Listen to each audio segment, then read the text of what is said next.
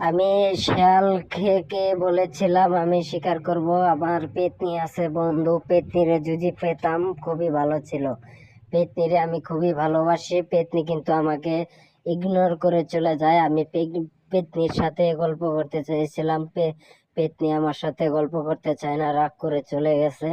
পেতনির সাথে আমার খুবই বন্ধুত্ব ছিল, কিন্তু মাঝে একটা ছাগল আসছিল, ছাগলের সাথে কথা বলে আমরা চেষ্টা করছিলাম ছাগলের সাথে সে বন্ধুত্ব করেছে কিনা। সেই ছাগলকে আমি যদি পেতাম তাহলে ছাগলটা রেগে সবার আগে খেয়ে নিতাম, কিন্তু ছাগল তো ডরাচ্ছে আমাকে দেখে। আমি কি খেতে পারবো ছাগলটাকে? ছাগলটা খাওয়ার জন্য আমরা চলে আসছিলাম। ছাগলে খুবই কাঁপাকাঁপি করছিল, কিন্তু ডরে আতঙ্ক হয়েছে। এর ভিতরে আমাদের পাখি বন্ধু বলতেছে এই একে খাইতে মানা করেছে, কিন্তু আমাদের কথা কাজে মিল রাখে আমরা কিন্তু খেতে চাই পাখিটাকে।